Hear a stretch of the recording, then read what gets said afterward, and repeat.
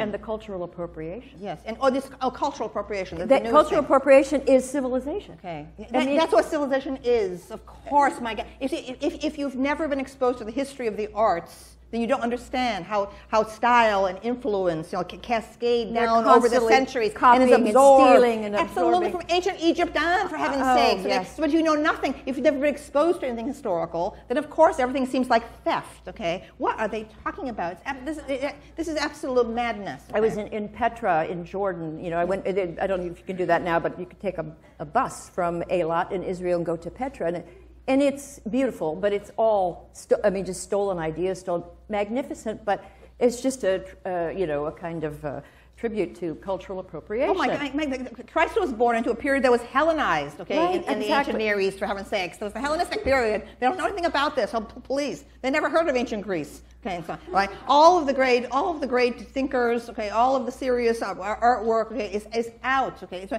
practically every class I give, I do a timeline on the board, okay, that shows centuries and decades within centuries and so on. The kids have never seen a timeline, okay. They've never been taught in that way, okay. You need a timeline. Absolutely, and their sense is only of the present. In fact, I remember it was like 15 years ago now. I was giving a lecture for the history department at Yale it's actually about religion.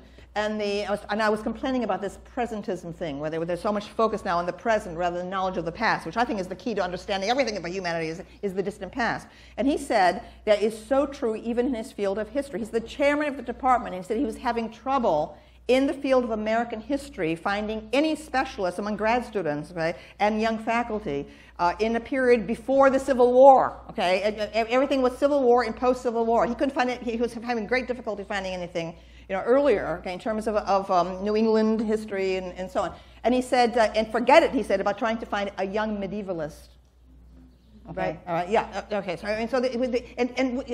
as religion goes, also, it's another thing. Okay. I have said that in my experience, that you can counter someone from the South, an evangelical Christian, okay, who dropped out of school at age 14 but studies the Bible. That person has a better sense of Western history, okay, than these graduates from Harvard and Yale, okay, because they're thinking in terms of these 2,000-year cycles, all right. And a movie like The Ten Commandments, which I recommend to my students all the time, okay, the Cecil B. DeMille one, the 1956 one with Charlton Heston, okay, and Yul Brynner and so on. That is a fantastic, revelation of history. I mean, the Jews, okay, for heaven's sakes, at Passover, remember history, okay. So when religion goes, that's another thing that's taken history out the window, right.